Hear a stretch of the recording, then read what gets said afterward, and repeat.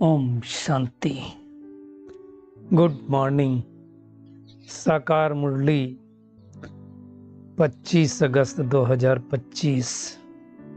बाबा का मीठा मीठा पत्र मीठे मीठे बच्चों के मीठे मंथन के लिए। मंथन शुरू करने से पहले ज्ञान सूर्य शिव बाबा की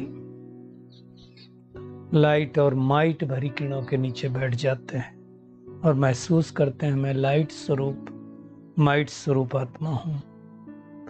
आज की साकार मुरली देखो, बाबा हर दिन नए नए तरीके से हमें हिदायतें देता है।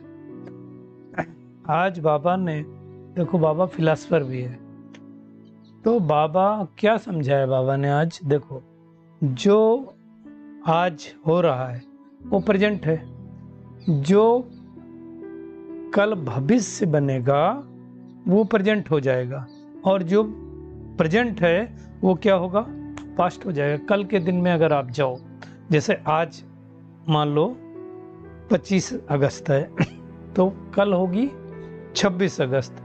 तो 26 अगस्त को, आज 25 अगस्त को, 26 अगस्त क्या है, फ्यूचर है ना। 25 अगस्त प्रेजेंट है, 26 को क्या हो जाएगा, 27 अगस्त फ्यूचर हो जाएगा, और 25 क्या हो जाएगा, पास्ट हो जाएगा। तो इसको भी बाबा ने समझाया। और आज फिर से बाबा कह रहा है कि इस ड्रामा में जो कुछ कदम कदम पर हो रहा है वो कल्याणकारी है, और सबसे अधिक कल्याण किसका होता है, जो परमात्मा की याद में रहते हैं।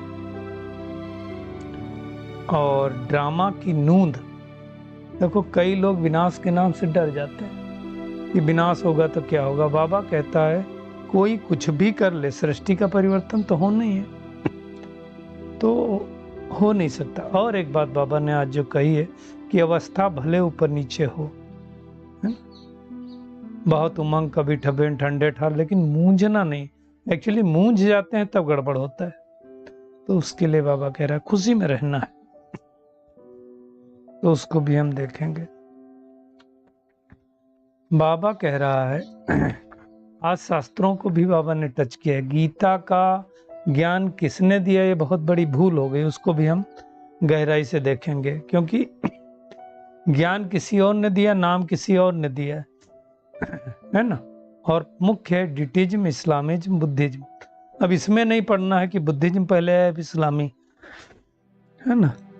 3 ट्यूब से निकलते हैं, हम सबको बताया। तो झाड़ वाला चित्र के बाबा ने बहुत तारीफ की, और इसके लिए आज बाबा ने परम आदरणीय रमेश भाई जी को याद किया है। ये प्रदर्शनी की जो सेवा है ना, ये उनकी देन है, तो उनको भी बाबा ने याद किया है। और बाबा ने कहा कहानी के रूप में बताओ कि 1250 वर्ष इनका चला। हमारी एक गीत है ना हमारा, हम तुम्हें 5000 वर्षों की बात बताते हैं, कब सतयुग हुआ कब त्रेता हुआ, तो उसके बारे में भी बाबा ने कहा हुआ है। और सतयुग में अवस्थाएं बताई हैं, है ना।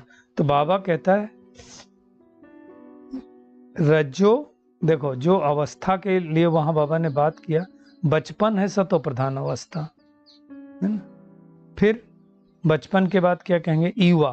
तो युवा अवस्था को बाबा ने रजो दिया और वृद्ध को तमो दिया। तो 3 अवस्थाएं होती हैं, सतो, रजो, तमो। तो बचपन है सतो, युवा है रजो, और वृद्ध है तमो। इस तरह से भी बाबा ने समझाया। इसीलिए लक्ष्मी नारायण जो हो गए वो कौन से हो गए, फिर वो तो स्वयंवर के बाद होते, तो वो हो गए उस लिहाज से रज्जु, है ना। और सत्तो प्रधान हो गए श्री कृष्ण, इसलिए श्री कृष्ण पर ज्यादा प्यार रहता है तो वही श्री कृष्ण ही लक्ष्मी नारायण। और दुनिया वाले श्री कृष्ण को द्वापर में और लक्ष्मी नारायण को सतयुग में ले जाते हैं। और राजकुमारियों को तो बाबा कहता खड़े हो जाना चाहिए, है ना। कुमारी अधर कुमारी, सब दिलवाड़ा मंदिर में उसका गायन बतलाया हुआ है। नशा रहे कि हम गोपी वल्लभ के गोप गोपियां हैं। वल्लभ वही है ना। और माया से जिंदा रखने का आज बाबा ने श्रेष्ठ साधन बताया है सेवा। सेवा रहेंगे तो माया से बचे रहेंगे। वो कैसे, वो भी हम देखेंगे। आकृति को न देख करके क्या देखना है, निराकार बाप को देखना है। तो बहुत पावरफुल मुरली है। हर मुरली ऐसे लगती कि क्या छोड़ें क्या ना छोड़ें। अब बाबा कहता है इस कदम कदम पर जो भी होता है कल्याणकारी होता है। अब इसमें एक बात तो कई बार हम मान भी लेते हैं कि हाँ भाई कुछ चीज़ें कल्याणकारी होती है। अब जैसे मैं आपको वापस लेके चलता हूँ, विमान का कांड हुआ जो आपका अहमदाबाद में, अब उसमें दिखाया गया कि एक लड़की थी, दिखाया नहीं गया, सच है वो, कि उस लड़की का ट्रैफिक की वजह से वो विमान छूट गया, जिस विमान का हादसा हुआ। और वो छूटने के बाद वो बड़ा परेशान हुई, लेकिन एयरपोर्ट पे पहुंच गई थी, लेकिन तब तक शायद लैंड हो चुका हो या गेट बंद हो गए। गेट बंद हो जाते ना मोस्टली। उसके बाद वो बहुत दुखी हुई, अपने पिताजी को बताया और उसी समय वो क्रैश हो गया। 2-3 मिनट के अंदर ही क्रैश हो गया था उड़ान भरने के बाद। अब उस लड़की के लिए तो ये क्या हो गया, कल्याणकारी ड्रामा। कदम कदम पर जो होता, मैं कहेंगे विमान छूट गया तो कल्याणकारी हुआ। अब ये उसके लिए कल्याणकारी क्यों हुआ, क्योंकि उसको दिख रहा है, तुरंत दिख गया कि ये विमान क्रैश हो गया है, हम भी जाते तो नहीं बचते थे, तो उसके लिए तो कल्याणकारी हो गया। लेकिन जो विमान में बैठे थे उनके लिए कैसे कल्याणकारी है, उन्होंने तो शरीर छोड़ दिया। अब इसको अगर हम बेहद रूप से देखेंगे, विराट पैमाने पर देखेंगे, तो समझ में आएगा कि हर आत्मा इस ड्रामा में अपना अपना पार्ट बजा रही। किसी न किसी समय, किसी न किसी जन्म में कहीं न कहीं कुछ ऐसा हुआ है, तो जिसकी वजह से अब उनको अब जो पार्ट बजाना है अगले जन्म में जाकर के, जिस जगह जाकर के बजाना है, उसके लिहाज से वो कल्याणकारी है। वहां उनको जरूरत ज्यादा होगी। जिस घर में, अब ये आत्माएं तो बच्चे बनने वाली है ना, वो कहीं ना कहीं जाकर के बच्चा बनने वाली थी, और कल्प का संगम युग का समय छोटा सा बचा है, और इस ड्रामा में ऐसी नूंद है कि सबका हिसाब किताब चुकतू होने के लिए ऑटोमेटिकली उस समय जाते हैं। अभी मैं कल की आपको प्रैक्टिकल बात बताता हूँ कैसे ड्रामा काम करता है। मुरली क्लास सुबह 7 से 8 ऑफिसर क्लब में होता है, संडे का दिन। मैं वहां से गया और वहां से बाहर निकला। एक बहन थी जिन्होंने कुछ उनको डिस्कशन करना था। उनसे डिस्कस करने के बाद, अब देखो हम उतनी देर ही डिस्कस कर रहे हैं। इसके बाद हम निकल करके गाड़ी में बैठे। गाड़ी में बैठ करके हम बैक कर रहे थे। हमने सोचा कि यूजुअली गाड़ी में कई बार क्या होता है, फ्री हैंड्स फ्री मोबाइल में तो बात कर लेते। पीछे देखा, बैक करने से पहले कोई नहीं था। हल्का सा हमने मूव किया होगा, 10 मीटर भी गाड़ी नहीं आई होगी। 10 मीटर नहीं कहेंगे, 10 फीट भी नहीं कहेंगे, 10। पीछे से कोई भाई आया। मुझे कब पता चला, कुछ आवाज आई हल्की सी, तो हुआ क्या हुआ भाई। तब देख, कैमरे में तो दिखता है आगे सामने, देखा पीछे एक भाई दिख रहा। हमने सोचा ये पत्थर कहां से आ गया, पत्थर तो यहां था नहीं। तो वो भाई क्या कर रहा था, एक दूसरे भाई खड़े थे, उनकी तरफ वो देख रहा था, तो उसने देखा नहीं, साइड में ही है, इसलिए वो पीछे आ गया। और हमने जो 2-3 फीट बढ़ाया, उसमें उसका किसी को कुछ नहीं लगा। मैं एक बात बता रहा हूं, अब ड्रामा में क्या है, अगर आपका हिसाब किताब है तो आप उसी समय जाएंगे, उसी समय वो आत्मा आएगी। अभी 10 सेकंड भी आगे पीछे होता तो वह तो निकल जाता है, तो लेट आता। तो इसको बहुत अच्छी तरह से समझना है। कार्मिक डेप्ट चुकतू करना ही है। इसलिए हमें इस बात की अपार खुशी में रहना है कि ड्रामा की नूंद को आप नहीं टाल सकते, इसको नूंद कहेंगे, है ना। देखिए ड्रामा में ये भी नूंद है कि सृष्टि का परिवर्तन होगा तो होगा, विनाश होना है तो होगा, तैयारियां चल रही ना, इसको कोई नहीं रोक सकता। अब कई लोग विनाश को लेकर के बहुत डरते हैं, डरना नहीं है हमें, जब होगा होगा परिवर्तन। और विनाश रटना भी नहीं है, 10 साल में होगा, 15 साल में होगा, 5 साल में होगा, जब होना होगा होगा। हमें अपना कर्म सही रीत से करते जाना है। अब इस दौरान क्या होता है, अवस्था तो ऊपर नीचे होती है। बाबा ने देखो आज क्या कह रहा है ना, कभी बहुत उमंग उत्साह, कभी ठंडे ठार हो जाते हैं, है ना। ठंडे ठार होना माना हमारी मन की स्थिति नीचे होना। नीचे मन की स्थिति कब होती है? नीचे मन की स्थिति तब होती है जब हमने या तो किसी ऐसी आत्मा को याद कर लिया हो जिसका एनर्जी लेवल कम हो, या तो कोई ऐसी बात याद आ गई हो, या तो हमारी बैटरी न चार्ज हुई, या तो अमृत वेला मिस हो गया हो, है ना, तो ठंडे ठार हो जाते हैं। बाबा ने देखो उसकी भी छुट्टी दी, अवस्थाएं होती रहेंगी, लेकिन इस खुशी और नशे में रहो कि हमको पढ़ाने वाला कौन।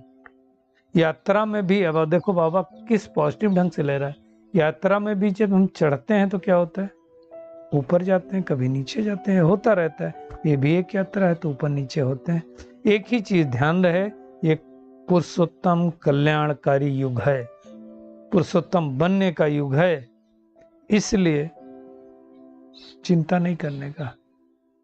इसी युग में भगवान आकर के भागवत कथा सुना रहा है, इसको बहुत सच्ची सच्ची भागवत कह रहे हैं। दुनिया में जब द्वापर युग आता है तो भागवत हो सकता कलयुग से चालू हुई हो, वेद शास्त्र तो उसी समय लिखे गए ना। आप सोचो, आज बाबा ने कहा देखो, सोचो सतयुग में, ये द्वापर युग में तो हीरे माणिक का बनाते थे शिवलिंग, अभी तो चांदी का बनाते हैं, तो भी देखो उन पुजारियों का कितना मान है। अब विचारी पूजा तो किसी हो नहीं सकती। तो ये सारी बातें बाबा समझाता है। बाबा कहता है भले आत्मा क्या है, परमात्मा क्या पता है, लेकिन आगे देह अभिमान के कारण मोह हमें क्यों आता है, देह अभिमान के कारण आता है। तो ये सारा कुछ भारत में ही था, भारत ही वाइसलेस था, वाइसलेस मतलब विकार मुक्त, और भारत ही विशेष है। ये सब 5000 वर्षों की बात है। तो क्या करना, आत्मा समझ के परमात्मा को याद करना, और वो समा भी है। हम चैतन्य परिवार ने भी आज का जो गीत आया है, महफिल में जल उठी समा, तो ये सारी बातें अच्छी तरह से समझ करके उस परमात्मा को हमें याद करना, मूंझना नहीं है। देखो एक चीज पक्का समझ लो, भगवान के सिवाय कोई सदगति दे नहीं सकता है। रावण हमें दुर्गति देता है, अंधकार में लेकर के आता है ना।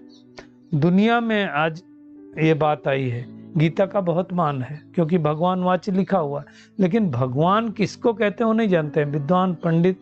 आज ये बात आई है कि एक ही भूल हो गई है, भगवान ने तो राजयोग सिखाया था, भक्ति मार्ग में जब शास्त्र बने तो अगड़म बगड़म कर दिया। क्या बगड़म कर दिया? परमात्मा का नाम बदल दिया, और उसके लिए पहले भी शायद चर्चा हो रही है, बट वर्थ रिपीटिंग। नाम का बदला तो कहा जाता है इस सृष्टि पर, कुरुक्षेत्र में एक शायद कोई गीता के बहुत बड़े विद्वान हैं, उन्होंने शायद बताया कि ये जो है द्वापर युग में जब महात्मा बुद्ध आए तो बुद्ध जी का तो बहुत ज्यादा प्रभाव था, और उस समय उस प्रभाव के कारण क्या हुआ, जो आदि सनातन देवी देवता धर्म वाले थे वो धीरे धीरे लोप हो रहा था, बौद्धिज्म में सब कन्वर्ट हो गए थे। तो जो बुद्धिजीवी वर्ग था, सनातन धर्म वाले तथा कथित हिंदू धर्म भी कहते हैं, तो उन्होंने सोचा करें क्या, क्यों? क्योंकि वो साकार में बौद्ध थे, निराकार परमात्मा शिव था, तब तक कहते हैं शिव का सबको ज्ञान था, तो उनके आगे निराकार पर बुद्धि ठहरती नहीं थी, तो सब कन्वर्ट हो रहे थे। तब सोचा किसी ने कि क्या करें, तो उन्होंने क्या किया। अब आप देखो, सबसे पहले कहा जाता है 2500 साल पहले इब्राहिम आए, उसके 250 साल बाद बौद्ध आए, और फिर उसके बाद एक क्रिश्चियन आए। तो महात्मा बुद्ध अगर समझो तो 2250 साल बाद आए, है ना। तो उनके सामने फिर कहा जाता है श्री कृष्ण को रख दिया, क्योंकि श्री कृष्ण वो आत्मा थी। और क्या कहा, श्री कृष्ण होके गए, उनसे पहले होके गए, द्वापर युग में थे। और यहाँ से गीता का भगवान, जो भगवान वाच्य लिखा है, वो शिव भगवान वाच्य के बदले हो गया श्री कृष्ण भगवान वाच्य। हालांकि श्री कृष्ण भगवान वाच्य नहीं लिखा, तो यहीं से गड़बड़ हुआ है ना। बाबा ने कहा दयानंद सरस्वती, अरविंद घोष, उनको भी याद किया। ये तो अभी होके गए, कलयुग की बात है। आज बाबा ने ये इसको याद किया है, झाड़ को देख करके आप अच्छी तरह से समझ सकते हैं। उसमें अच्छी तरह से दिखाया ना, देवी देवता धर्म के बाद सबसे पहले इस्लाम धर्म दिखाया, फिर बौद्ध धर्म दिखाया, फिर क्रिश्चियन धर्म दिखाया, फिर संन्यास धर्म दिखाया शंकराचार्य का, है ना। तो ऐसे ऐसे तमाम शाखाएं निकली हुई हैं। उसको आप उसके सामने बैठो तो समझ में आएगा। तो वो सारी बातें बाबा ने बताया है कि कैसे 3 ट्यूब से निकली हैं। पास्ट, प्रेजेंट, फ्यूचर की बात आज बाबा ने 2 बार याद की है, तो उसको अच्छी तरह से समझना है कि जो आज प्रेजेंट है कल पास्ट हो जाएगा, आने वाला कल में जो फ्यूचर है वो प्रेजेंट बन जाएगा। तो ऐसा करके अच्छी तरह से सबको समझाना है। देखो, याद करेंगे तब भी जाकर के विकर्म विनाश होंगे, और कोई तरीका तो है नहीं। आज बाबा ने इंद्रप्रस्थ को भी याद किया है, नीलम परी, पुखराज परी का नाम लिया है। बाबा ने कहा तुम्हारे में कोई हीरे जैसा रतन है, और उसमें बाबा ने रमेश भाई जी को याद किया है प्रदर्शनी की सेवा के लिए। कोई पुखराज है, हीरा में कहा रमेश भाई ने हीरे जैसा काम किया ना, तो जो कर्म हीरे जैसा करते हैं उसका नाम होता है। तो ये सारी बातें अच्छी तरह से समझ करके हमें मेहनत करनी है। सतयुग में अभी तो क्या होता है कि हम कब शरीर छोड़ेंगे पता नहीं, मृत लोक है। बाबा ने उस दिन भी मुरली में कहा सतयुग में जब बूढ़े होंगे तो समझेंगे वानप्रस्थ अवस्था हो गई, इस शरीर को छोड़ करके चले जाते। तो उस संदर्भ में बाबा ने श्री कृष्ण को कहा है सतो, लक्ष्मी नारायण को कहा है रजो, जब बूढ़े हो जाते हैं तो तमो। आज कुमारियों को भी बहुत बाबा ने कहा है, याद किया, खड़े हो जाना चाहिए। कुमारी कन्या कहते हैं 100 ब्राह्मणों से उत्तम एक कन्या है। अधर कुमारी दिलवाड़ा मंदिर में सबका गायन है। देखो, अधर कुमारी भी इम्पोर्टेंट, इसलिए देखो ऊपर जब जाते हैं वैष्णो देवी में तो मम्मा तो कुमारी थी, लेकिन बीच में अधर कुमारी का मंदिर है। कहते हैं उसको दर्शन नहीं करेंगे तो पूरा नहीं होगा। तो सबको चाहिए। आज विष्णु को भी बाबा ने याद किया है कि क्षीर सागर में देखो कैसे बैठे हैं। दुनिया में कहते हैं ना ब्रह्मा की नाभि से विष्णु, विष्णु की नाभि से ब्रह्मा। विष्णु तो राज्य करने वाला है, क्षीर सागर में कैसे बैठेगा? और विष्णु से ब्रह्मा निकला तो राज्य करेगा। विष्णु की नाभि से निकला तो फिर उसका बच्चा हो गया, है ना। ये सारी बातें बाबा बहुत बार समझा चुका है, इसलिए मैं इस पे और ज्यादा समय नहीं दूंगा। ये सारी बातें बाबा ने कहा कोई अच्छी तरह से समझते हैं तो भी खुशी का पारा नहीं चढ़ता है। कोई अच्छी तरह समझते हैं तो खुशी का पारा चढ़ता है, कोई नहीं समझते हैं तो खुशी का पारा नहीं चढ़ता है। अब हम कितना समझे हमें अपनी चेकिंग करना है। आज बाबा ने कहा वहां तो प्रिंस प्रिंसेज होंगे, यहाँ गोप गोपी, और गोपी वल्लभ कौन हो गया? शिव बाबा। वहां गोप गोपियां अलग होंगे, वहां कोई गोपी वल्लभ बाबा तो नहीं होगा। तो ये सारी बातें अच्छी तरह से समझना है, सिद्ध करके बताना है कि गीता का भगवान कौन है, क्यों गड़बड़ हुआ। श्री कृष्ण को भगवान नहीं कह सकते, भगवान से उसने पुरुषार्थ करके प्रारब्ध ली है। तो ये सारी बातें विचार सागर मंथन करना है।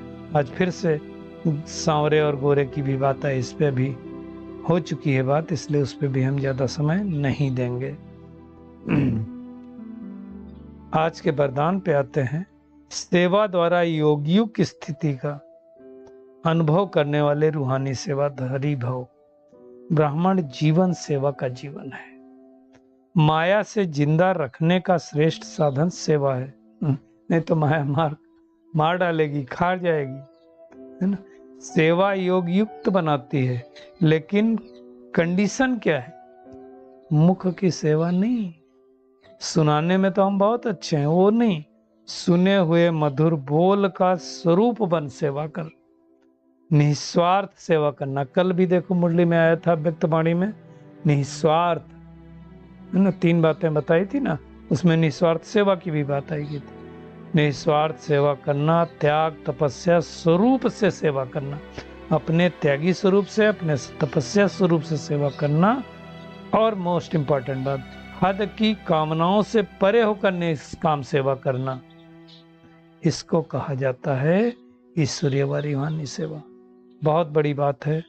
निष्काम सेवाधारी वैसे तो देखा जाए एक परमात्मा ही है, हम सब नहीं हैं, फिर भी कोशिश तो करनी चाहिए। मुख के साथ मन द्वारा सेवा करना, अर्थात मन मना भव स्थिति में स्थित होना। मन हमारा परमात्मा में लगा रहे। और बहुत इंपॉर्टेंट स्लोगन है आज का, आकृति को न देखकर निराकार बाप को देखेंगे तो आकर्षण मूर्त बन पाएंगे। एक्चुअली निराकार को देखना, साकार में निराकार को देखना, है ना, यही मेहनत का काम है। तो ये मेहनत हम सबको करनी है। बाप दादा का हर बच्चे से इतना प्यार है जो समझते हर एक बच्चा मेरे से भी आगे हो। दुनिया में भी जिससे प्यार होता हम क्या सोचते हैं, ये हमसे आगे बढ़े। ये नहीं होता कि ये पीछे बढ़े, ये प्यार की निशानी। तो प्यार करेंगे तो आगे बढ़ाएंगे। तो बाबा कहता है मेरे बच्चों में कोई भी कमी न रहे, जब संपूर्ण संपन्न और समान बन जाए, यही परमात्मा प्यार सहयोगी बना देता है। तो यही मेहनत हम सबको करनी है। तो आज की पूरी मुरली में टेक होमवर्क क्या है? ड्रामा में जो कुछ होता है सब कल्याणकारी है ना। ये ड्रामा कैसे 5000 वर्ष का चलता है, इसको कहानी के रूप में भी समझा सकते हैं। सदा स्मृत रहे कि हम गोपी वल्लभ के गोप गोपियां हैं, खुशी का पारा इससे चढ़ेगा, है ना। जो कुछ पढ़ा है बुद्धि से भूल जाओ, भगवान जो पढ़ा रहे वो पढ़ो, है ना। आत्मा समझेंगे तो क्रिमिनल खत्म हो जाएगी, माया से हार नहीं खाएंगे। और सेवा द्वारा योग स्थिति का अगर अनुभव करना है तो क्या करना पड़ेगा? हमें मुख के साथ साथ मन की सेवा करनी पड़ेगी, निस्वार्थ भाव से सेवा करनी पड़ेगी, मधुर बोल का स्वरूप बनकर सेवा करनी पड़ेगी, निस्वार्थ भाव द्वारा सेवा करनी पड़ेगी। और किसी को भी देखें तो आकृति को नहीं देखना है, उसके अंदर चैतन्यात्मा को देखना है और परमात्मा को देखना है। अच्छा, शुक्रिया मीठे प्यारे बाप दादा, शुक्रिया आप सभी का इस मीठे मंथन के लिए। अच्छा, ओम शांति।